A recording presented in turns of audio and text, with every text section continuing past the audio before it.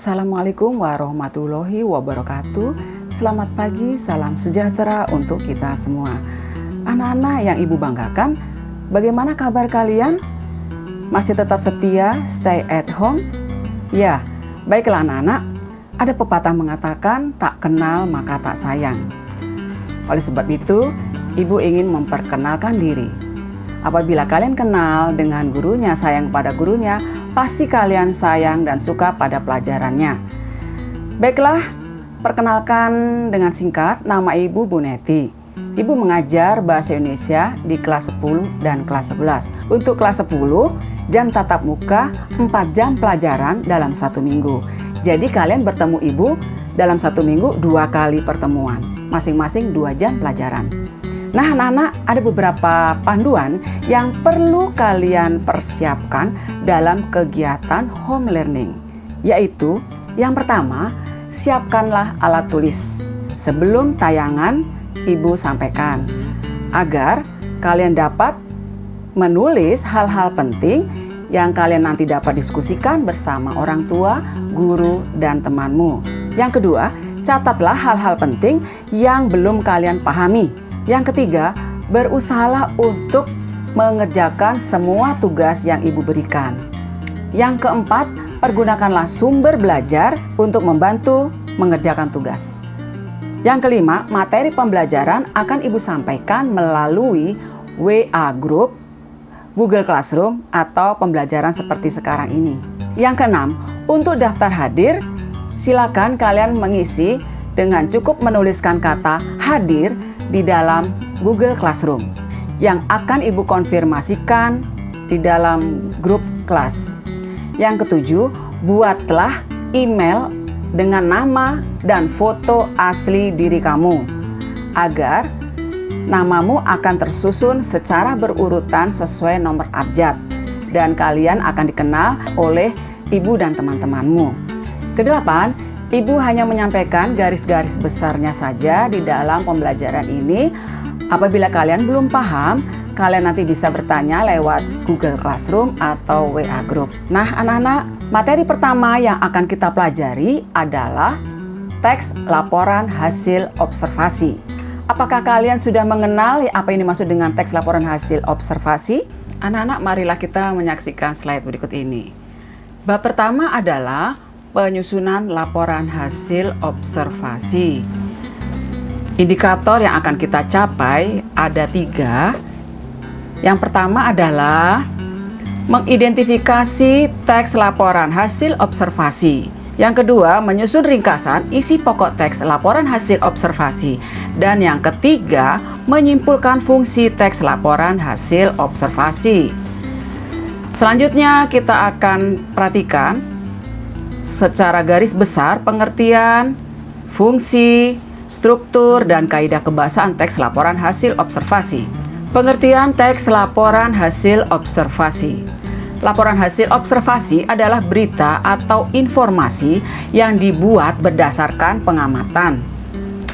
Fungsi teks laporan hasil observasi. Teks laporan hasil observasi dimaksudkan untuk memberitahukan atau menjelaskan kegiatan pengamatan yang dilakukan. Hasil observasi terhadap suatu objek yang juga dapat berfungsi untuk memberitahukan kepada pihak berwenang atau terkait suatu informasi. Selanjutnya, informasi tersebut dapat dijadikan sebagai dasar penyusunan kebijakan. Selanjutnya, struktur teks laporan hasil observasi ada 3 bagian. Yang pertama adalah pernyataan umum atau klasifikasi. Yang kedua, deskripsi bagian. Dan yang ketiga, deskripsi manfaat. Aspek kebahasaan yang akan dipelajari dalam teks laporan hasil observasi. Yang pertama adalah kata serta frase, verba, dan nomina.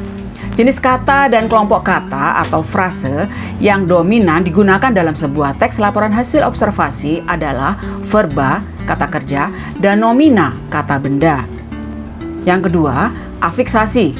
Afiksasi adalah kata bentukan yang telah mendapat imbuhan atau afiksasi, pengulangan atau reduplikasi, dan pemajumukan ketika digunakan. Contohnya pada kata minum. Itu adalah kata verba. Mendapatkan imbuhan an menjadi minuman atau menjadi bentukan kata nomina. Yang ketiga adalah kalimat definisi dan kalimat deskripsi. Kalimat definisi yaitu kalimat yang menggunakan verba definitif, dan kalimat-kalimat deskripsi yaitu kalimat yang menggunakan verba sebagai deskriptif. Yang keempat, kalian akan mempelajari di dalam teks laporan hasil observasi yaitu kalimat simpleks dan kalimat kompleks. Apa yang dimaksud dengan kalimat simpleks? Kalimat simpleks itu adalah kalimat tunggal. Kalimat yang hanya memiliki satu klausa, yaitu bagian kalimat yang memiliki subjek dan predikat. Sedangkan kalimat kompleks adalah kalimat majemuk. Kalimat majemuk adalah kalimat yang memiliki dua atau lebih klausa.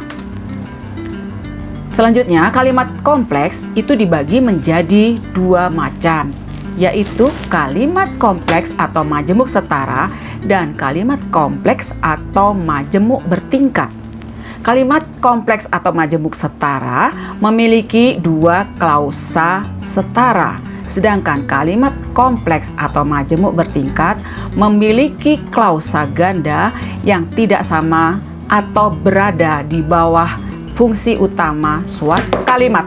Nah, demikianlah anak-anak materi pembelajaran secara garis besar yang akan kalian pelajari dalam materi pembelajaran teks laporan hasil observasi. Selanjutnya, Ibu akan menyampaikan contoh teks laporan hasil observasi dengan judul ponsel.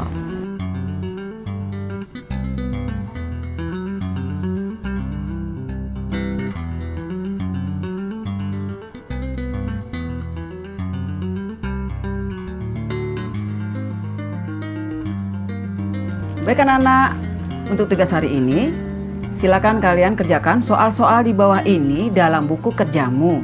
Lalu setelah kalian mengerjakan, foto dan kirim ke WA Ibu nomor 085 921 661166. Selamat mengerjakan. Kalian bertanya di WA Group atau di Google Classroom. Ibu akhiri pelajaran pada pagi ini. Wassalamualaikum warahmatullahi wabarakatuh. Selamat pagi, salam sejahtera, salam sehat untuk kita.